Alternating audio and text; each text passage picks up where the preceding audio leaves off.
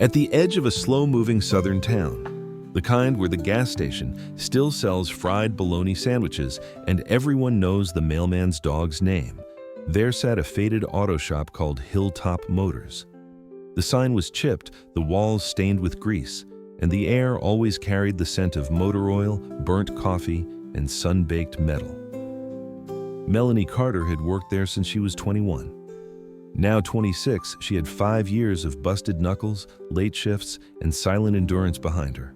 She was sharp with diagnostics, precise with her tools, and knew her way around both cars and motorcycles better than most mechanics twice her age. But still, she was the girl in the garage. Her co-workers, mostly men in their 40s and 50s, rarely asked her opinion unless it was about lunch. They called her sweetheart when they felt generous and kiddo when they didn't.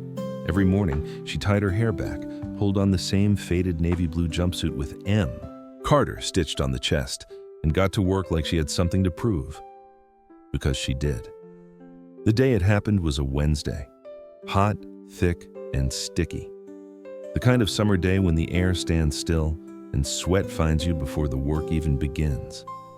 Melanie was hunched under the hood of a 2003 Chevy Tahoe, tracing a stubborn electrical short when the sound of something deep and primal broke the stillness. Vroom! The engine roared like thunder. A Harley rolled into the lot, chrome glinting, black paint swallowed in dust, and flame decals licking its frame. The kind of bike that turned heads, not because it was pretty, but because it carried a reputation. The man riding it looked like he'd been forged from iron and gasoline. Thick gray beard, sunglasses that hid his eyes, tattooed arms, a leather vest stitched with the words Crimson Reapers in red and bone white. That patch alone was enough to quiet the whole shop. Conversations dropped. Wrenches paused mid-air. Nobody moved. Melanie glanced over from the engine bay, then back at the others. Dave muttered, "Is that one of them?" Ben, who always had too much to say and too little to back it up, whispered, "I ain't touching that thing." But Melanie didn't hesitate.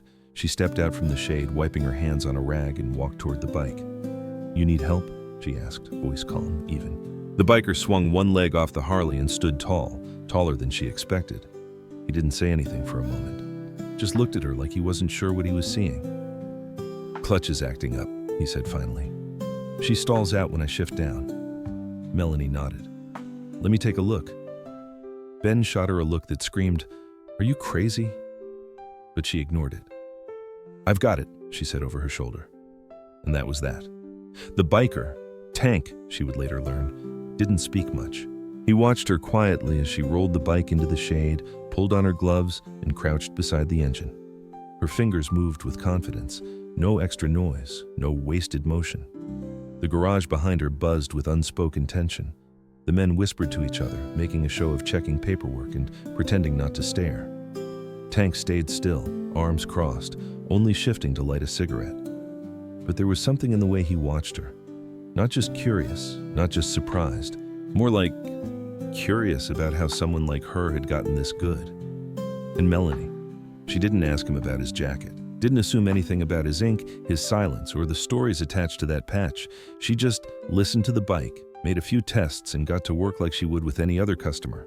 That moment, simple as it seemed, was the beginning of everything. And no one watching from that garage knew it yet.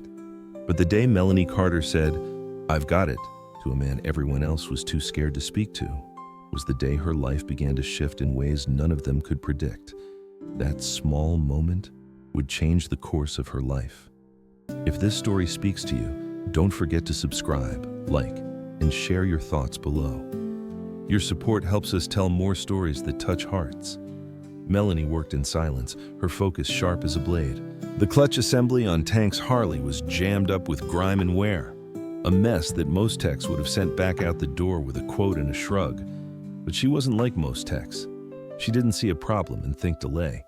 She saw a challenge and thought, "Let's get to work." She cleaned each part like it was personal, like she owed the bike a second life. And in some ways, maybe she did. That Harley reminded her of herself, judged by its cover, assumed to be trouble, and yet still running with something beautiful inside. She replaced the springs, adjusted the lever tension, ran a new cable, and tested every gear with the kind of patience that comes from both skill and pride. Tank didn't say much as he watched her work, but his silence shifted. At first guarded, then curious, then respectful. When she rolled the bike back out and gave it one final wipe down, he walked over, held out a thick stack of bills, more than the repair cost, and tucked an extra $60 on top of the invoice. "No one's touched my bike like that since my brother," he said, his voice low, rough like gravel, but edged with something gentler. "You've got good hands, Miss Carter." She raised an eyebrow, a little surprised he'd learned her name. "Thanks," she said, almost bashful, as she handed him the receipt. "Ride safe." He nodded once and climbed back on the Harley. The bike roared to life like it had just come back from vacation. Smooth, responsive, eager. With one salute of the clutch, Tank was gone, trailing a whisper of exhaust and dust down the sunlit road. Melanie stood there a moment, watching the spot where he disappeared.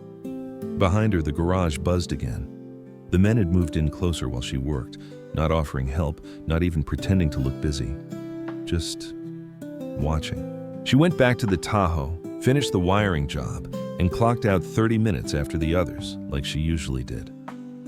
The next morning, the sky hadn't even shaken off its dawn haze when Dennis, the owner, called her into the office. The man had the sort of face that always looked like it was waiting to be angry, forehead too tight, lips too thin. "You got a minute?" She nodded, wiping her hands as she walked in. He didn't offer her a seat. He shut the door behind her and turned, arms crossed. "You fixed that guy's bike?" Melanie blinked. "The Harley? Yeah, clutch was bad. I had the parts in stock." Dennis's jaw twitched. "Did I say you could work on it?" She paused. No one else wanted to touch it. He was a paying customer. "I don't care if he paid in gold bricks. We don't work with his kind." There it was. Melanie straightened her back. "His kind? You mean bikers? Or do you mean something else?" Dennis glared. "Don't get smart with me, Melanie. Those guys are nothing but trouble. You bring them in, they bring friends. Next thing you know, the shop's swarming with gangs, and we're on the 6 o'clock news." He came in quietly. He waited his turn. He paid in full, tipped even. I treated him like I treat everyone else. Dennis leaned forward. "And that's the problem." Silence stretched long between them. "You did good work," he finally muttered, as if choking on the words. "But this ain't about the work." She felt the floor shift beneath her, not literally, but in that strange way it does when your gut tells you the ground you thought was solid never really was. "You're not a good fit for the team," he said. "I'll cut your final check today." Melanie stared at him. Her mouth opened, then closed. There was nothing to say that would change the outcome. Nothing that would rewrite the code some people lived by. A code that said women should smile, stay in their place, and definitely not be the best tech in the garage. Especially not a black woman fixing a biker's Harley. She walked out of the office with a numb kind of calm. The others didn't make eye contact. Ben suddenly had a clipboard to stare at. Dave didn't hear what happened. She packed her small toolbox, the one she bought used from a pawn shop her first year out of tech school. It still had her name stickered in fading red letters. Mel Carter. Don't touch. As she walked to her car, the sun crested the hills in that golden way it does when the day is trying to look beautiful just to mess with you. No one said goodbye. No one offered a word. And yet that silence spoke louder than anything. Because what stung most wasn't the loss of the job. It was the realization that she'd never truly belonged there. That no matter how many engines she fixed or how many hours she stayed late, the moment she stepped outside their comfort zone, her seat at the table vanished like it was never really hers. Sometimes, the hardest part isn't losing the job. It's realizing you were never welcome in the first place. She drove away slowly, past the rusted sign, past the gas station that always shorted the pump by a few cents, past the diner that served her pie on paper plates. She didn't cry. Not yet. That would come later, when no one could see. But as she turned onto her street, she reached into her jumpsuit pocket and felt the tip Tank had handed her, still folded, still warm. And for reasons she couldn't quite explain, she smiled. Not because things were okay, but because something inside her knew, deep and certain, this wasn't the end. It was the start of something that hadn't been written yet, and maybe, just maybe, she was the one holding the pen. The garage behind Melanie's mother's house wasn't much. A creaky single-bay shed with chipped paint and a floor stained by years of oil drips and life's hardware. But it was hers. or at least, it was what she had left. After Hilltop Motors let her go, Melanie had driven straight home, parked in the driveway, and stared at the old structure for almost an hour. Her mama had planted azaleas near the door years ago, and though the blooms were wilted now in the summer heat, they stood like little survivors, out of place, but still holding on, just like her. That next morning, she cleaned out the space, swept the floors, set up her worn workbench, and laid out every tool she owned with quiet reverence. No hydraulic lifts, no air tools, no shop inventory. But she had her hands, her know-how, and a stubborn streak as wide as the Mississippi. Still, the first week was brutal. No cars rolled in, no bikes, nothing but silence. She printed flyers at the library, black and white, 10 cents a page, and tacked them on poles near the grocery store, the laundromat, and that diner where she used to get coffee before work. She posted in every local Facebook group and neighborhood forum she could find. Experienced mechanic offering affordable repairs. Honest work, no upsell. Her phone buzzed once, then not again for 2 days. She took what she could get: a neighbor's busted weed trimmer, a teenager's scooter with a chain that kept slipping off, a rusty lawnmower that hadn't started since the Obama administration. She didn't turn down anything. Not because it was good money, it wasn't, but because working kept her from sinking. One afternoon, her friend Lisa stopped by with sweet tea and a raised brow. "You still at it?" she asked, glancing at the pile of greasy parts on the bench. Melanie shrugged. "Work's work." Lisa leaned against the doorframe, sipping from a mason jar. "Mel, I mean this with love. Maybe it's time to do something more.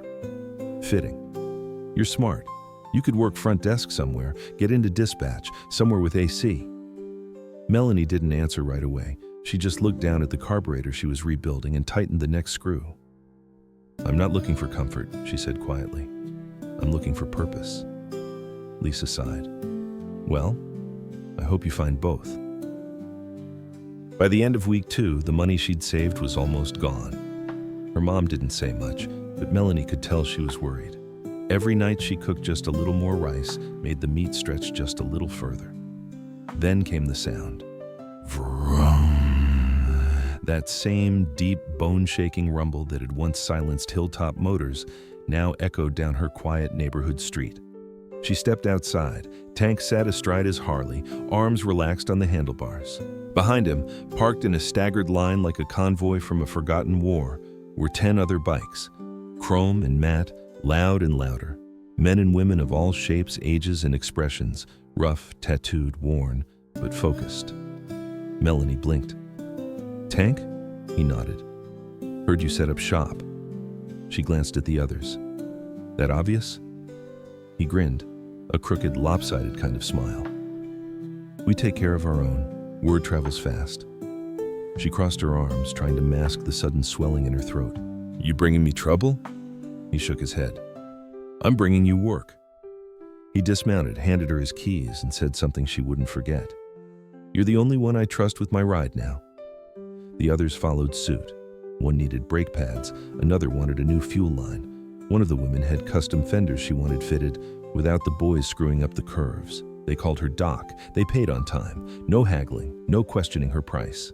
Just trust. The kind she'd worked her whole life to earn. Over the next few days, her garage transformed. Not physically. It was still small, still hot, still filled with creaks and spiderwebs in the corners. But the energy shifted. There was music now, not from a radio, but from the steady beat of tools meeting metal, engines firing back to life, laughter rolling across the driveway. But not everyone was happy about it. The neighbors stared. One older man muttered, "Don't bring that mess here." Another lady, who once brought cookies during the holidays, started crossing the street when Melanie was outside. At the grocery store, she overheard it in whispers, "She's working with those people now. They say she got fired because of them.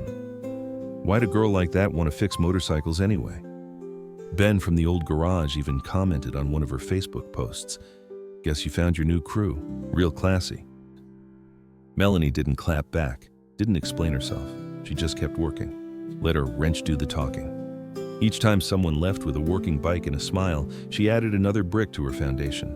Not a literal one, but the kind you build inside when the world tries to shake you loose. Pride, integrity, peace. Late one night, After a long day of tuning forks and aligning spokes, she sat on the garage steps with a bottle of water, watching the stars flicker into place. Her hands were stained with grease, her back ached, her savings were still thin, but something in her chest felt stronger. When your back's against the wall, kindness becomes your weapon, and resilience your armor.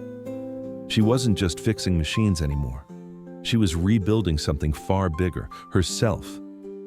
It was a Tuesday morning, the kind that started quiet, with the light barely breaking through the heavy August haze and the cicadas humming like tired fans. Melanie had just finished aligning a set of brake rotors when a car pulled up that didn't fit the usual picture. It was a black SUV, polished, newer model, the kind that rarely stopped by her garage unless someone had taken a wrong turn. A man stepped out, tall, clean-cut, wearing a pressed button-down shirt tucked into dark jeans, sleeves rolled just enough to show a luxury watch and forearms that didn't belong to someone soft. His shoes were shined, his eyes sharp. But there was something else. The way he scanned the driveway, noticed the grease-stained tools, the crooked gutter, the patched-up tool cart, and didn't flinch. Melanie straightened, cautious but not defensive. "Can I help you?" The man offered a polite smile and stepped forward, extending a hand. "Eric Dawson." She hesitated a beat, then shook it. "Melanie Carter." "I know," he said almost gently. "I've heard quite a bit about you." She raised a brow. "Is that right?" He glanced around, then motioned toward the bench near the garage wall. "Mind if we sit?" Melanie nodded, wiping her hands and following him. They sat under the shadow of her work light, the faint smell of gasoline still clinging to the morning air. Eric leaned forward, resting his forearms on his knees. "I run a company called Dawson Customs. We've got shops across 3 states, mostly high-end custom work for motorcycles, vintage rebuilds, touring upgrades, unique projects." Melanie crossed her arms, not cold, just cautious. "You lost?" He chuckled. "No, I'm here on purpose." Then his eyes settled on hers. "I'm Tank's brother." That made her blink. She hadn't expected that. Eric nodded, reading the surprise on her face. "Different last names. He kept my father's. I took our mother's." She sat back, absorbing the new shape of this stranger. "He never mentioned you." "He wouldn't. We're not the talk every week type, but we look out for each other." Melanie nodded slowly. "So what brings you here?" Eric smiled again, softer this time. "Tank told me what happened. How you were the only one who treated him like a person, not a threat. Said you worked on his bike like it was your own, and never once asked him who he rode with or why." Melanie shrugged. "Didn't seem like my business. That's exactly why I'm here." He reached into a small leather portfolio and pulled out a packet. "I'd like you to come work for Dawson Customs, lead mechanic, full benefits, relocation package if you want it, or..." He paused, pulling out another page. "We open a new shop here. Your name on the sign. We fund the tools, the space, the permits. You run the show." Melanie stared at him, not because she didn't understand Asal, but because part of her had never imagined being offered anything like this, not without begging, not without proving herself 10 times over. And certainly not from a man in polished shoes who ran a company big enough to advertise in magazines. She looked down at the papers in his hand, then over at her garage, the peeling paint, the makeshift workbench, the chain pulley she'd rigged herself from salvaged parts. And still, it was hers. Every inch had been earned. "So you're offering me a job," she said slowly. "Because I was decent to your brother?" Eric shook his head. "No. I'm offering you this because you showed leadership in the one place where it counts, when no one else was watching." She was quiet a long moment. Then she asked, "What happens to this place if I say yes? The kids who come here because other shops turn them away? The women who don't want to be talked down to in a waiting room? The guy with the rusted-out Honda who just needs brakes, not a lecture?" Eric tilted his head. "What do you want to happen to it?" Melanie took a breath, then stood up slowly. "I want to keep it. I want to own it, not just rent or run it, own it. I want the freedom to hire people no one else will. Women, ex-cons, kids who didn't finish school but know how to build with their hands." Eric stood too, listening intently. "I want to keep my prices fair. I want to keep a walk-in open every week for people who don't have enough. And I want to be able to say yes to someone who walks in scared because every other door slammed on them." Eric looked at her with a respect that had nothing to do with business. Then I want to help you do exactly that." She didn't smile. Not because she wasn't proud, but because pride for her had never come with fireworks. It came in quiet affirmations, in handshakes over contracts she helped write, in the dignity of setting her own terms. A week later, they stood together at the edge of her driveway as contractors arrived, unloading new lifts, compressors, lighting fixtures. But the heart of the shop, her workbench, her cart, her coffee tin of loose screws, stayed untouched, sacred. Eric kept his word.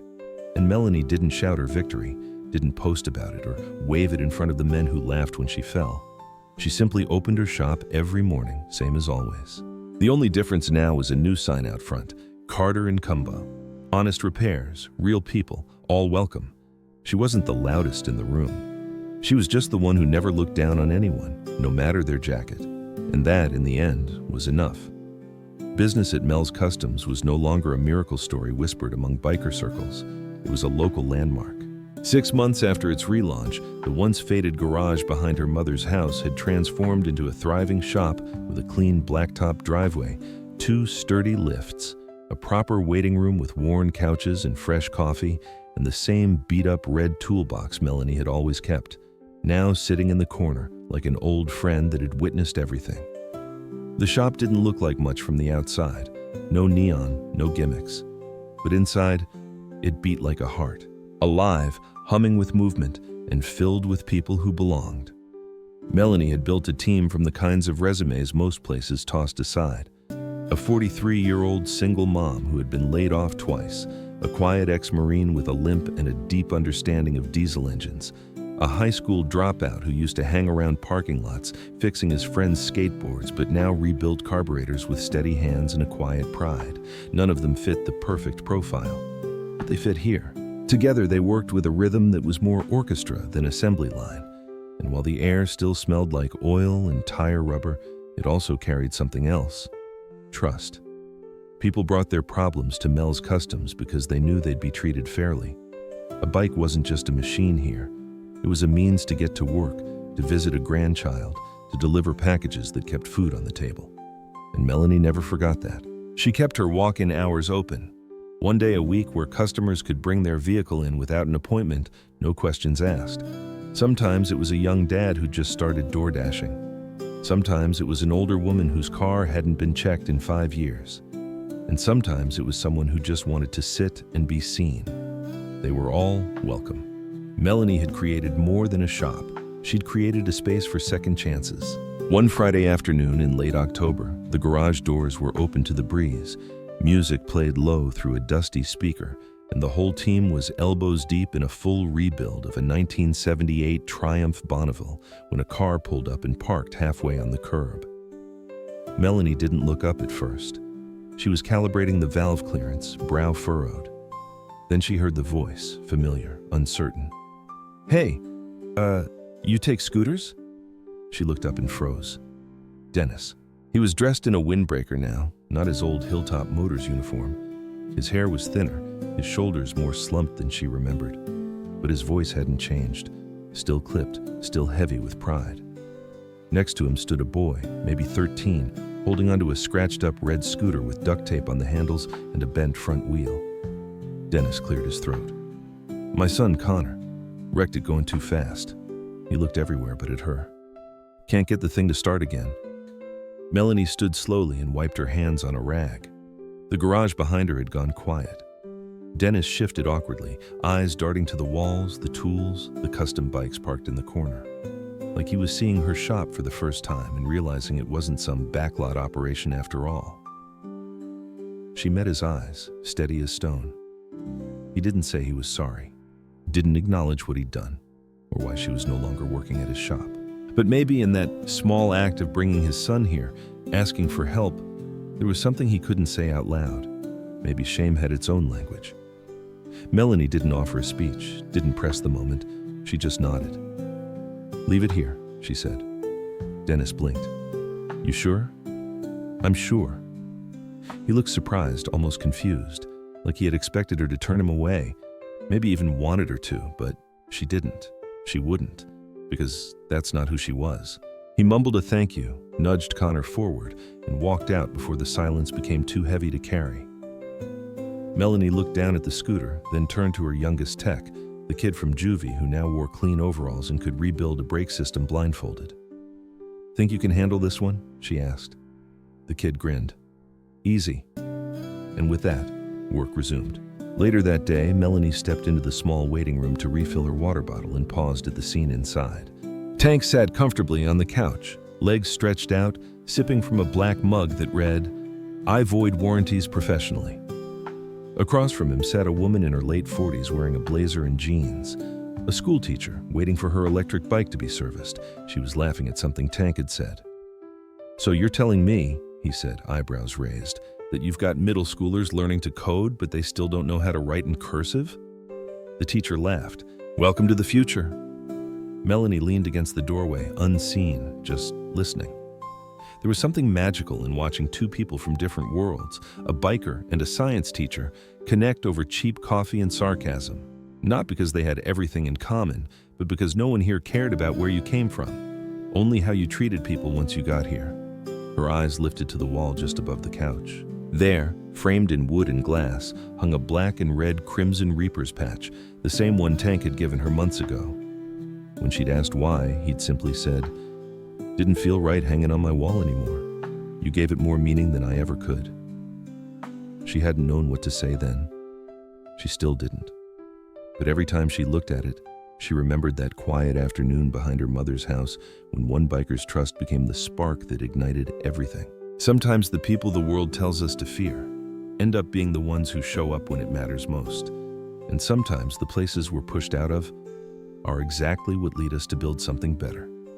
Melanie stood there a moment longer, watching the room. The school teacher poured a second cup of coffee. Tank offered her a sugar packet. The bell over the garage door rang again. A woman with a stroller poked her head in. "Do y'all work on hybrids?" Melanie stepped forward, smiled, and held the door open wider. "Sure do." The work never stopped, and neither did the grace. Sometimes the ones we judge are the ones who show up when we need them most, and the people we overlook are the ones quietly building a better world in the background. Melanie didn't need applause, or headlines, or a banner that said success. She just needed days like this, work that mattered, people who saw each other clearly, and a shop that stayed open, not just in hours, but in heart. If you believe in second chances, and that kindness always wins in the end, don't forget to follow our channel, like the video, and leave your thoughts below. Stories like these deserve to be told, and you help us keep telling them.